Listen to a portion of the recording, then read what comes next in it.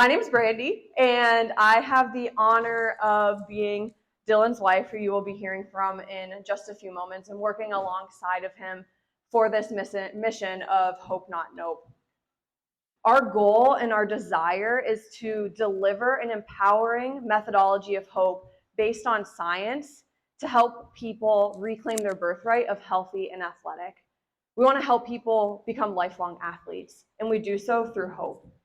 Today is all about how to train your brain, specifically with hope. So not only do you get to crush the open next week, but also you get to crush your life on a daily basis of how can you become the best version of yourself with hope. I'm excited to be here for a number of reasons, but one of them is because a year ago was my first ever CrossFit Open. I was a scaled athlete, and if you would have asked me 2 or 3 years prior if I could ever compete or be an athlete again, I would have said no, not a chance at all. And a big reason for that was because I had what I thought was a career-ending injury 10 years prior, which left me in chronic pain and the belief that I could never be athletic again. I would have also said that my body can't heal and that I'm stuck with this pain forever, and I'm stuck with not being an athlete ever again in my life. And I would have said that I didn't have the confidence or the hope to be able to compete. But there I was competing, because what changed? Well, what changed was I met Dillon, and Dillon taught me a lot about how I am resilient, how my body's resilient, how I can heal. What changed is I gained hope. And honestly, what changed is I updated my frameworks and I trained my brain. And so you get the opportunity today to train your brain as well, to take that first step in this journey through what you learned today through Hope Not Nope and what Dillon has to deliver. Dillon is a sought-out, enthusiastic doctor of physical therapy and performance coach. He's an adjunct professor, he's an author, a speaker, and my best friend. I'm so thankful for him. He has had the opportunity to work with people in the NFL, work with top-level CrossFit athletes, nationally ranked masters, track and field athletes, strongman competitors, power lifters, and the list goes on and on and on. But what's most important is Dillon, his desire and passion to cut through the nope and the nope so that people can become hope and people can reclaim their birthright of healthy and athletic, becoming lifelong athletes. Guys, I am so excited to be here. We are 1 week away from the Open. It's something I never thought I'd be doing as well. Not because I had an injury or chronic pain, but because I thought CrossFit was pretty stupid. I was in PT school. One of my buddies had started going to the gym. He became a coach. And he kept telling me, he goes, man, you played sports your whole life. You're not lifting anymore. Why aren't you lifting? Why train if I don't have something to compete for? That was my mentality. He persisted every day. Dillon, just come to one class. Just come to one class. You won't regret it. So I finally said, all right, I'm going to go to that class just so that you stop bugging me. 8 years later, I'm the healthiest that I've ever been physically, mentally, spiritually, because of that one class. And because that friend that persisted and said, you have to go to this. You're going to love this. It changed the trajectory of my life. So it's pretty early in the talk, but I want you to start thinking of who's that person that you can reach out to and be persistent, that this thing can change your life. It's not just about the movements. It's about the other aspect that we're going to dive into. I remember my first CrossFit Open. It was back when I did 5 workouts. I only could do 3 of them because I did RX when I should have done a scaled. Every lift was a PR, but it got to a couple events that I was just like, I can't do this one. But it took me back to my first CrossFit class. I walked in, I'm competitive. I see everyone there, wide age range. We got 18 up to people in their 60s. We do the warm-up, like, wow, that was a great workout. Ready to get out of here. Thanks, coach. That was awesome. That was just the warm-up, man. Where do you think you're going? Like, there's more to this? So then we get into the workout. I always thought I had good control of my body as an athlete. The workout that day was toes to bar. I was swinging all over the place, falling off the rig, no idea what I was doing, not taking the coaching because I just wanted to win. And I didn't want to beat the whole class. There was a 50-year-old next to me who was kicking my butt. And I said, no, this isn't going to happen. I'm not going to lose this. So I resorted to hanging onto the bar at a 90-degree angle, kicking my feet up as fast as I could, trying to get the reps in. My buddy comes over and he goes, yeah, you're coming back. You'll be back.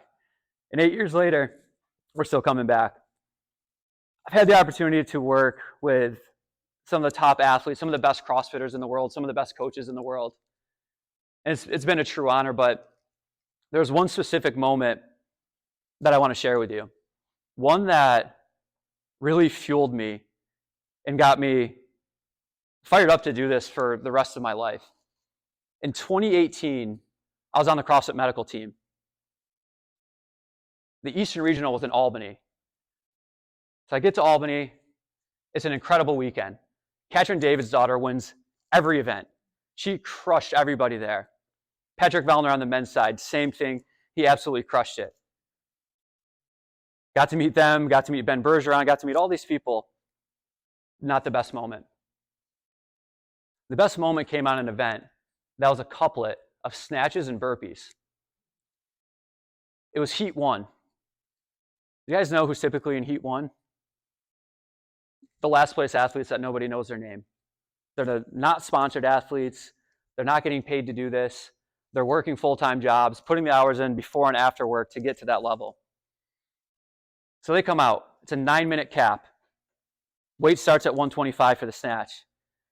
So the competitors start coming out. They start moving their way down the competition floor. One girl's still at the first weight.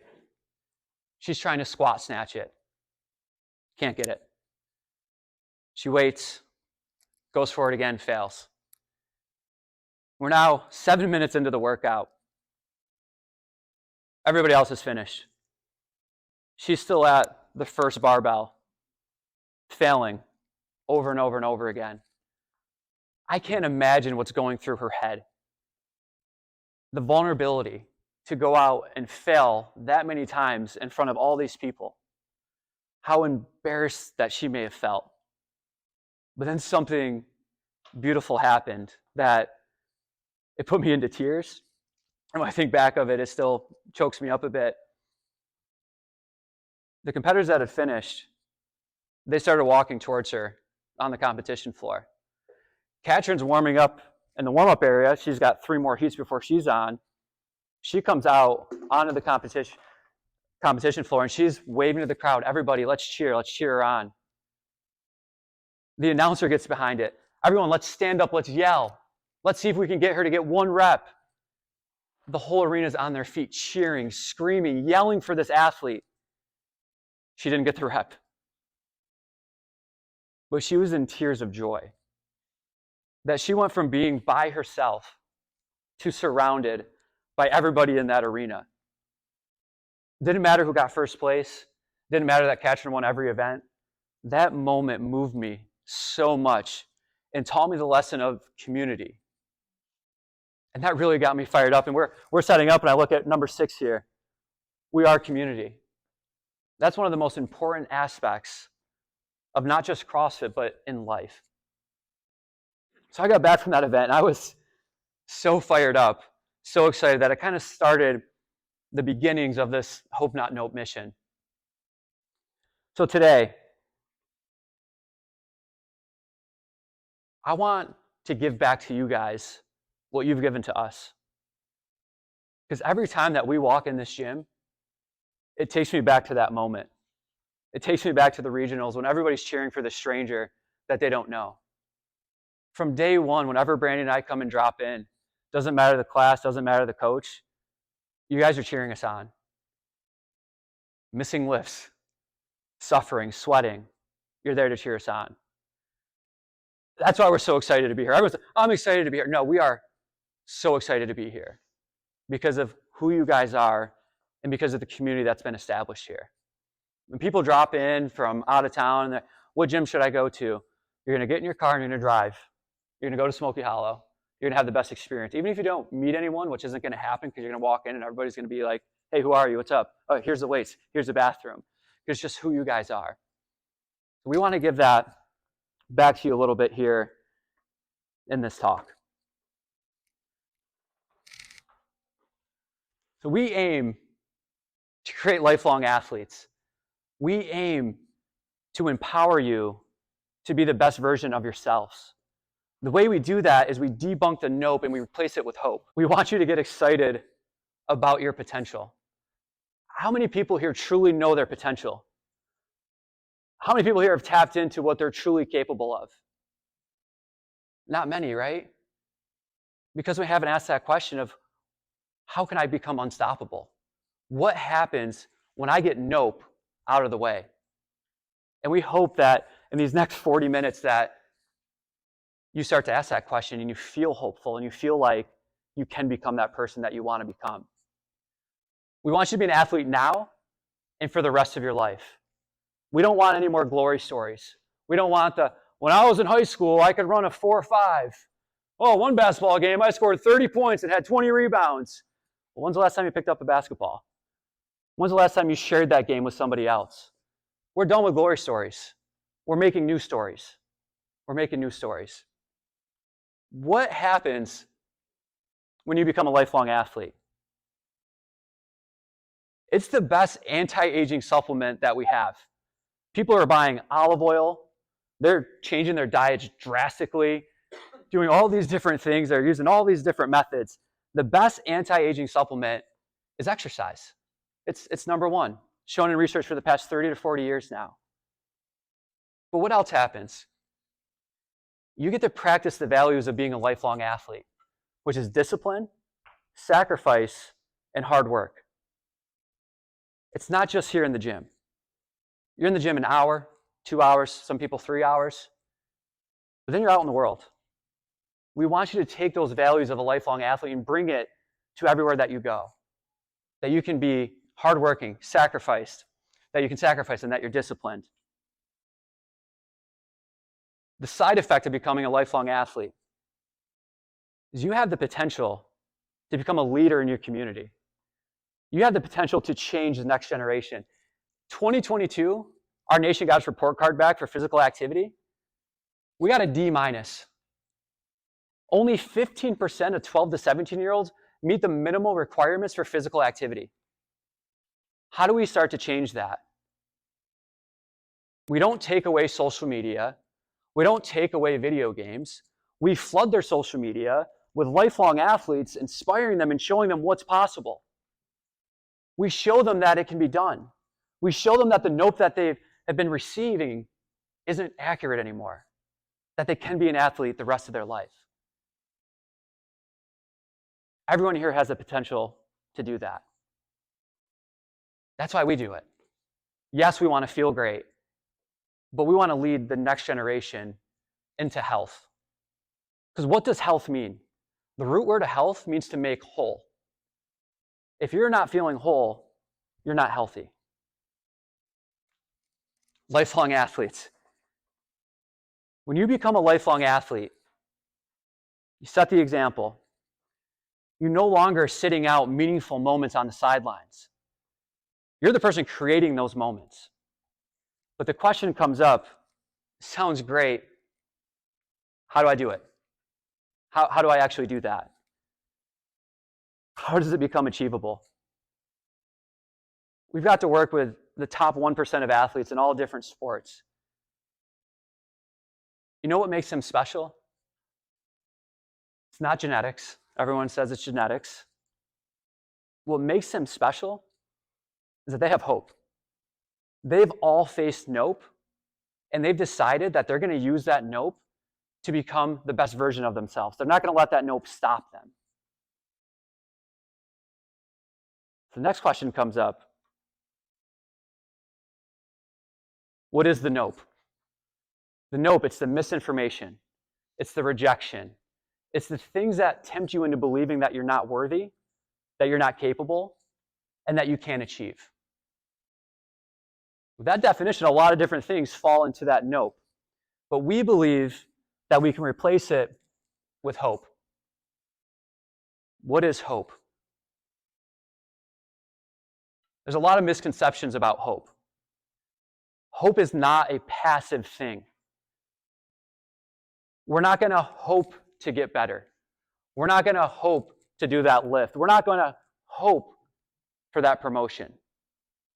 Because hope is not passive. Hope is a cognitive choice. It's learned and it's earned. And you need these three things for hope to exist: self-agency, goals, and a framework to achieve. If we don't have these three things, we don't have hope. I was with the TAC-Ps in the Air Force a couple weekends ago, and we go through about an hour presentation, and one of the special ops raises his hand and he goes, "Can we have too much hope?" And he thought he stumped me. He had a smirk on his face. Because here's a guy that's been deployed multiple times, has multiple injuries, sleeps 2 hours a night, traumatized. Can we have too much hope? No, because hope is self-agency, goals, and a framework. If you have too much hope, you don't have the right goal. If you can't reach hope, you don't have the right framework. What you have is false hope. The idea that you can just think and say, oh, I hope it's going to happen, but not put the actual work in for that to happen. So we're going to talk about that work today. The work that we're not going to talk about too much is the physical part. Because you guys got that down. You got great coaches. You got a great community. You got the physical part down. We're not going to talk about muscle gains. We're going to talk about brain gains. Because here's the truth. And I don't want anyone to point to this particular person. Every gym has it. There's that member that is so obedient, so hardworking, but they have no clue what's going on. The coach describes the workout, shows every movement, tells them the mentality of the workout, how you can split it up. And they go, all right, starting in 10. And that athlete goes, what are we doing? Where were you? Did you miss that whole thing? Every gym has that person. Ladies and gentlemen, that is the example of a muscle. A muscle does not know what its job is. A muscle does not know that it's supposed to contract or relax until it gets the message from the command center. The 3-pound heavyweight champion located between your ears, the brain. Muscles are obedient. They'll work hard, but they need the message. And that's what we're going to focus on today, is the brain gains.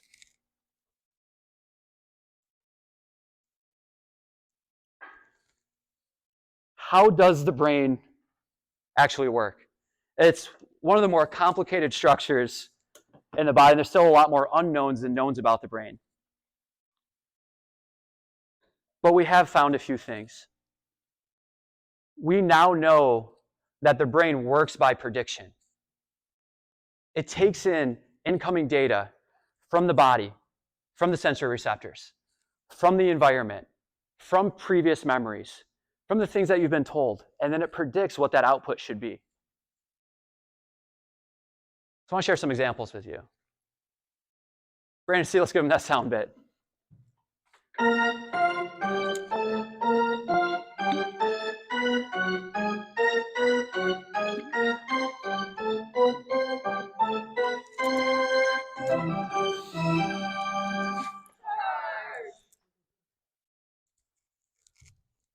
I love you guys. That was pathetic. That was pathetic. It's a Saturday afternoon. We're heading into the rest of the weekend. We got to do better than that before we move on. Brandon, see one more time.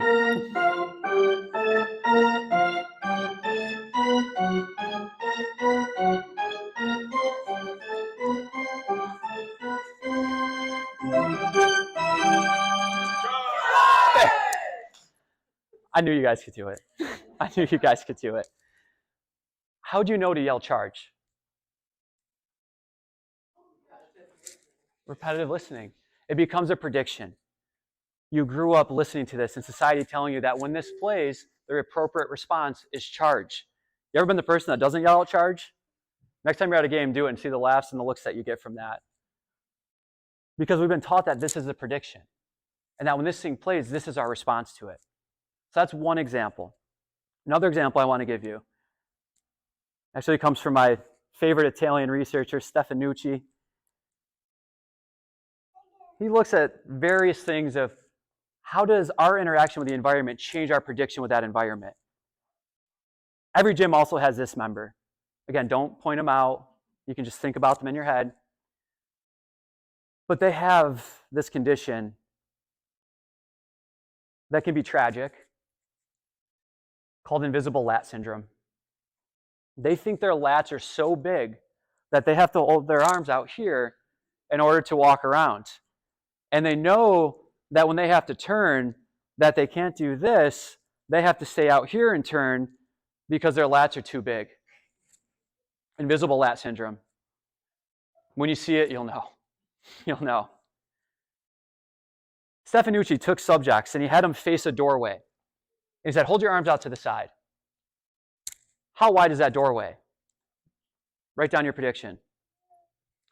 Took another group of subjects, said, keep your arms at your side, look at that doorway. How wide is that doorway? They wrote it down. The group that had their arms out to the side, in the what we call invisible lat syndrome, perceived that the doorway was much more narrow. The group with their arms at their side predicted that it was wider than what it was in reality. The door frame didn't change. All that changed was their interaction with that thing in the environment, which changed their brain's output to it. We hear all the time that environment shapes our behavior, and that's true. But what we forget is that we can shape our environment. We can shape our environment for success. We can shape our environment to help propel us towards the outcome that we want. Another example I want to share with you. This one comes from World War II, Dr. Henry Beecher. He's with soldiers overseas. When a soldier went down, his job was to go out, decrease their pain, get them off the battlefield so they could do more of an extensive evaluation. Extensive wounds, battle wounds. He'd go out, he'd inject them with morphine, powerful painkiller. Their pain would decrease, it'd get them to safety, do more of the evaluation. But one battle, Dr. Henry Beecher ran out of morphine. He didn't have anything left in his kit except for saline, salt water. He said, well, this is better than nothing. Let's go inject them with saline and see what happens. He didn't tell the soldiers that it was saline. The soldiers still thought it was the morphine. So he'd run out there, inject them with saline. Hey, how you feeling? Oh, so much better. Okay, I can get out of here. So he started doing that and taking notes of it. And he got really curious about what is happening. What's creating that response? Because saline shouldn't create that response. Morphine makes sense for that to happen. But I just injected them with saline and their extensive wounds, they're not feeling them anymore. How's that occurring? So when he came back, and he was with the University of Harvard, he started doing a lot of research in this area. And he was one of the first ones to show us scientifically that our outcome is more due to our thoughts of the intervention than the intervention itself. And that's been repeated in nutrition, in surgeries, in medicine, in supplements, in wellness methods, that what's more powerful is our thought of what that outcome is going to be versus the actual intervention itself. He became known as the father of placebo. And we hear placebo, and we get all nervous about it, of, oh, it's all in my head. Oh, it's all in my head.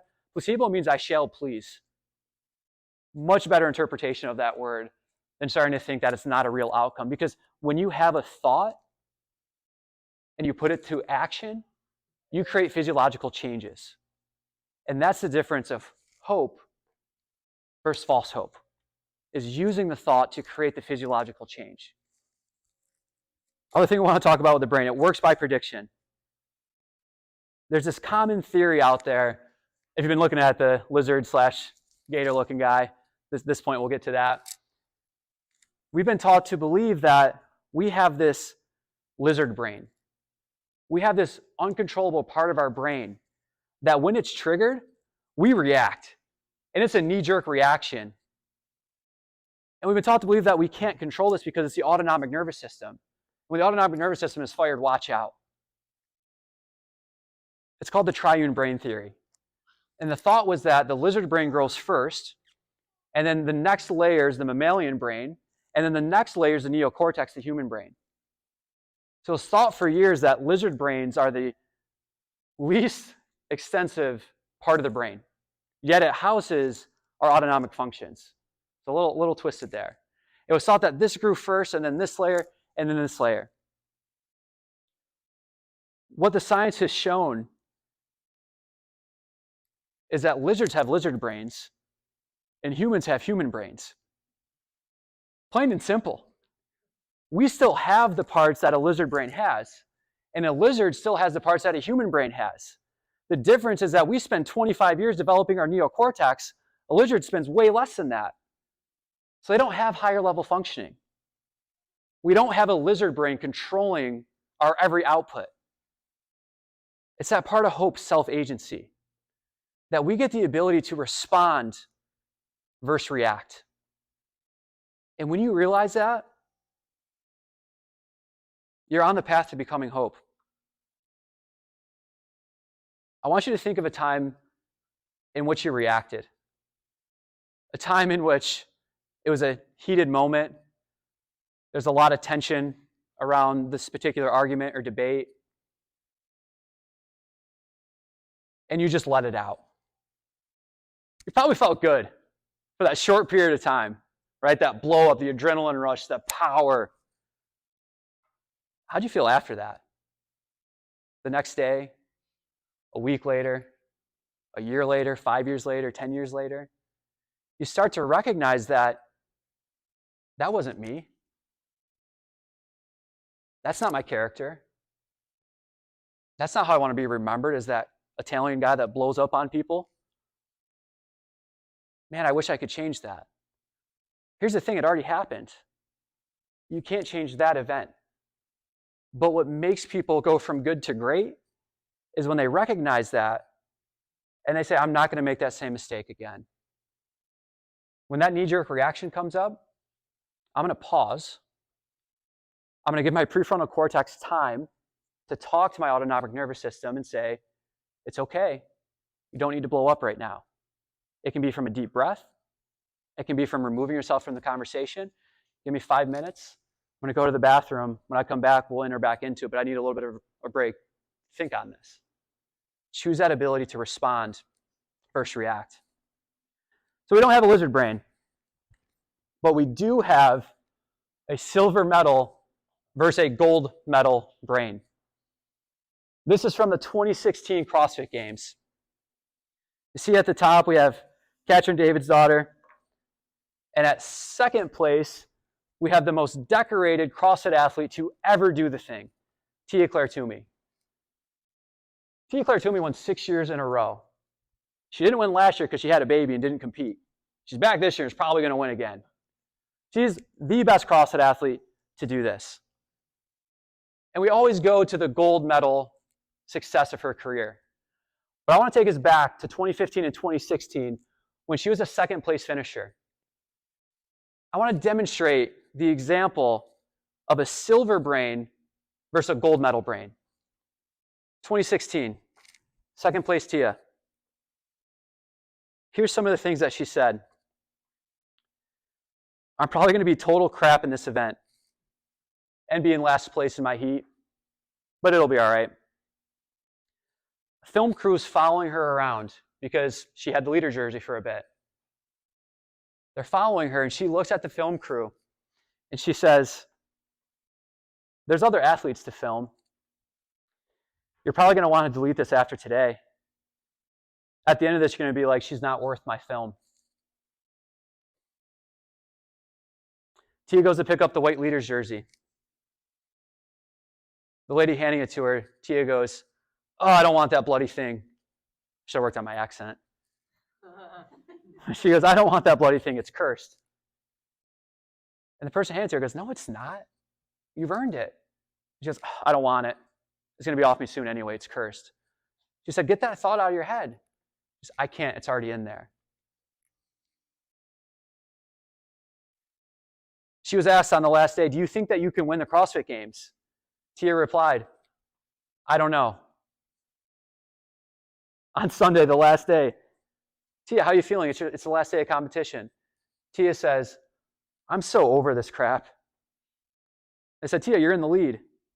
She goes, yeah, not for long after those handstand walks. Second place. I want to share one quote from Katrin. First place that year. If you followed Katrin, if you know Katrin, she's super bubbly and always smiling and excited and happy. And they get to her on Sunday and they say, Katrin, it's the last day, how you feeling? She goes, I'm sad it's almost over because I love competing so much. Gold medal, silver medal. 2017, best believe Tia saw the clips of what she was saying in 2016 and 2015. She put the training in. She has a phenomenal coach. She did the physical part of it because that's needed. You have to do the physical part. The physical part gives you the evidence that it becomes possible. You have to do the thing. I said, Tia, what did you change the most in your 2017 season? She said, the biggest hole in my game was what was happening between the ears. I'm not training to be part of the games. I'm training to win the games. And she did 6 times in a row.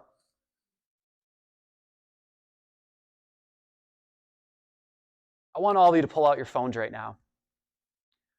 I want you to open the note section of your phone.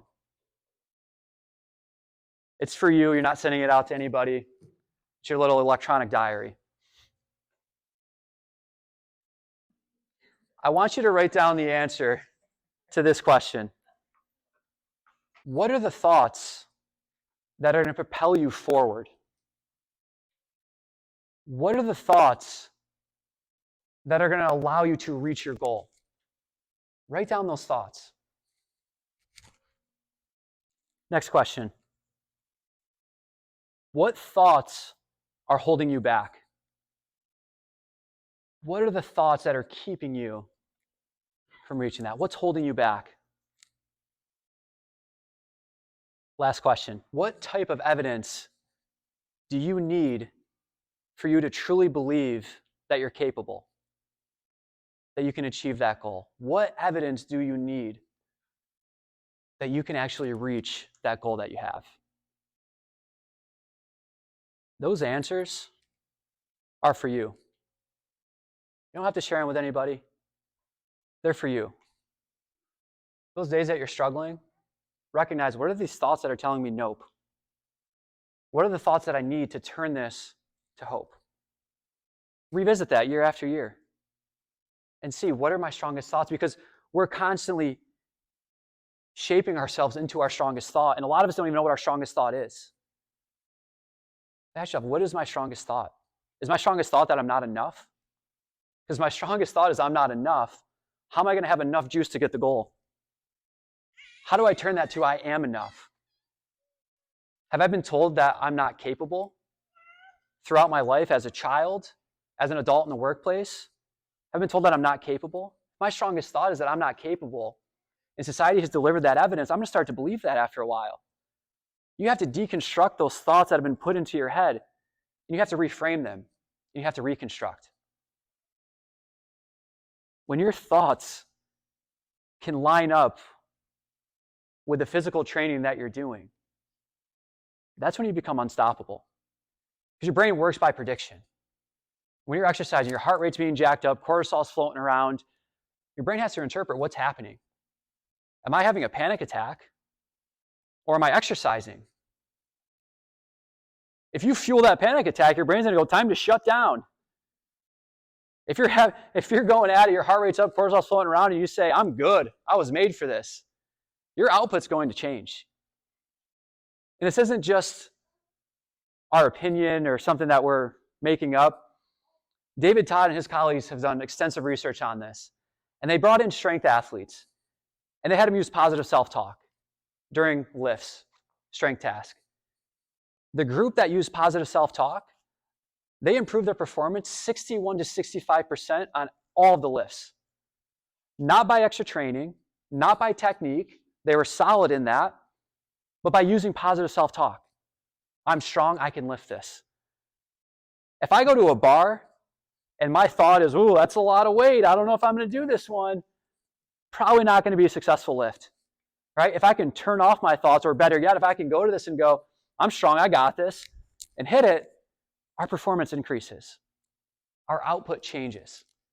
61 to 65% better by changing their thoughts. So we're going to move into our last point today, talking about brain gains. But we've got to go back to the muscles a little bit. Because what's the difference between your muscles and the brain, other than the brain's the command center and the muscles are just obedient and listening to the messaging? Your muscles get a break. You do a workout, you go to work and you're sitting, the muscles that you use in your workout, you're probably not using the rest of your workday. Your muscles get a break. When does your brain get a break? It's constantly working. When you're sleeping, when you're working out, when you're doing work, your brain is always working. So we have to look at these things a little bit different from each other, the brain versus the muscle. We have to talk about load versus loadability. Load is the work. It's the exercise. It's all the tasks that you have to do in a day. Whether it's as an athlete, a husband, a friend, a brother, a sister, a wife, a parent, whatever it may be.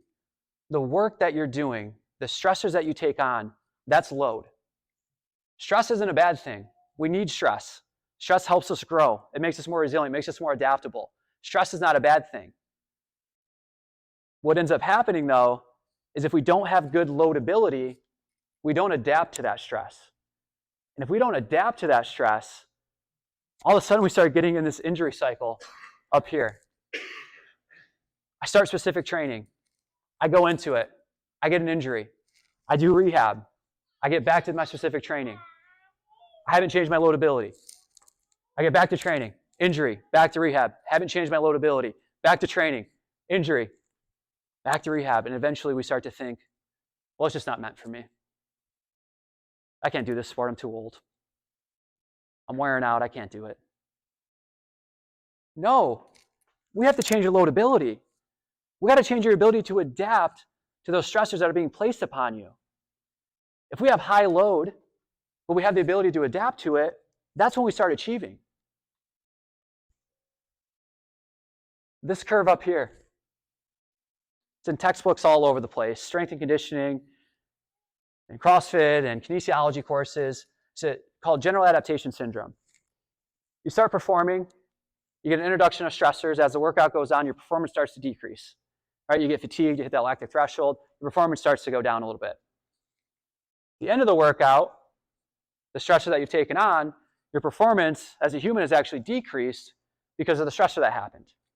But now if you recover in phase 2, you now can reach a state of supercompensation. What determines what happens between 1 and 3? Loadability. Your ability to adapt to those stressors. If that doesn't happen, we end up at number 4. Overtrained, depleted, fatigued, needing 500 milligrams of caffeine just to get through the day.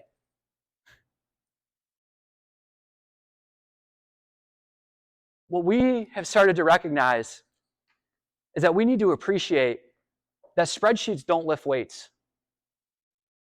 Humans lift weights. You can create a perfect program.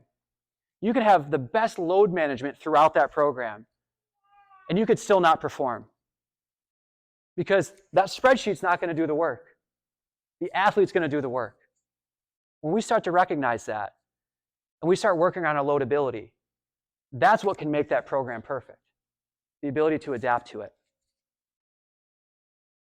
How do you improve loadability? Our whole take on this is the simple, not easy solutions. There's a lot of things you can do to decrease or to improve your loadability. Ice baths are huge, saunas, red light therapy, all this stuff that's coming out. We're going to give you 3 actionables that you can use now that won't cost you any money. All it's going to cost you is your time. And it's really not that much time. So step 1. The number one thing that you can do to improve your loadability, quality sleep. It doesn't even matter the quantity. We've all heard you need to get 8 hours of sleep. You need to get 9 hours of sleep if you're performing at high levels. These guys in the military are sleeping 2 to 3 hours a night. We're having trouble changing that. But we can change the quality of that sleep. Because what happens when we reach deep sleep. When we reach deep sleep, our body surges growth hormone throughout it. When the growth hormone and the IGF-1 starts circulating throughout, it tells the cells it's time to repair, regenerate, and become more resilient. If you're not in stage 3 or 4 of sleep, that doesn't happen. What else happens in deep sleep? Well, our muscles have a lymphatic system that cleans out the waste products from the day. The brain doesn't have a lymphatic system. There's some lymph in the meninges and the dura, but not in the brain and the spinal cord itself. So how does the brain and the spinal cord clean itself? In deep sleep, there's a rush of cerebral spinal fluid that comes in and cleans out the plaques. That only happens in deep sleep. When we look at neurodegenerative conditions across the lifespan, what causes them? Plaque buildup, phosphorylated plaques. When you get deep sleep, your brain is washing itself to get ready for the next day. This is the best way that you can improve loadability, improving your sleep quality, number 1. Number 2, staying intentional. There's a difference between attention and intention. Attention is I'm giving my short-term memory to this object or this thing, and then I'm memory dumping and it's gone. Intention is giving your purpose to that. It's being intentional with everything that you're doing.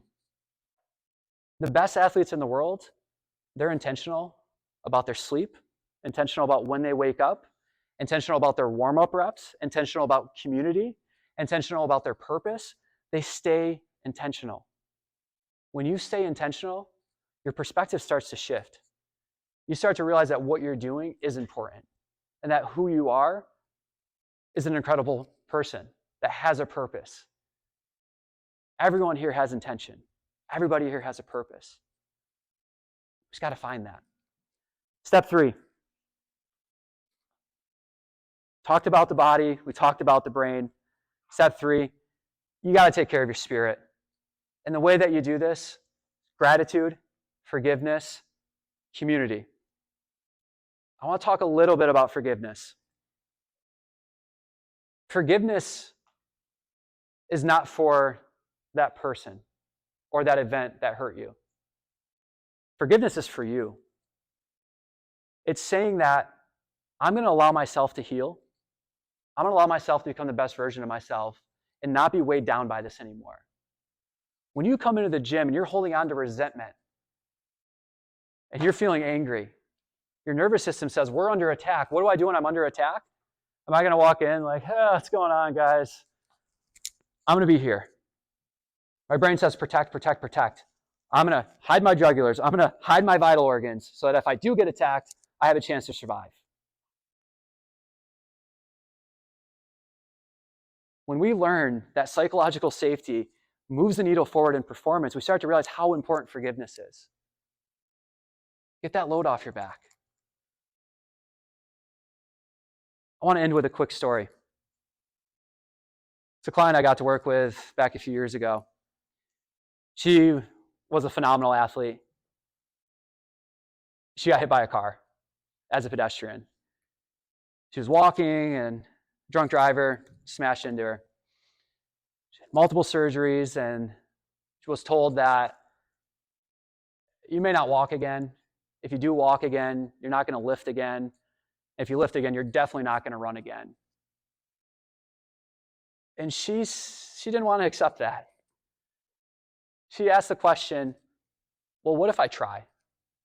What's the worst that could happen if I just try? I said, fine. You're not going to damage anything. Go for it. She walked. She PR'd her deadlift, her squat, her clean. But she was struggling with running. I couldn't figure it out. I couldn't figure out why she wasn't able to run. Because when we walk, we take on 2 times body weight. When we run, we take on anywhere from 5 to 10 times body weight. So I was loading her with plyometrics. And I knew that from the plyometrics that she was doing, that she had enough capacity to run, but her body wasn't able to do it. I couldn't figure it out. I'm looking at my spreadsheet. I'm looking at the program. Why are you not able to run? Is it when you're uphill? Is it downhill? Is it the speed? Is it distance? Why can't you run? And we kept working through it. What I realized is that I was asking terrible questions. I needed to ask better questions. So I asked her, where do you run? She goes, oh, I run the same route every day. Wow, okay. Can you map that out for me?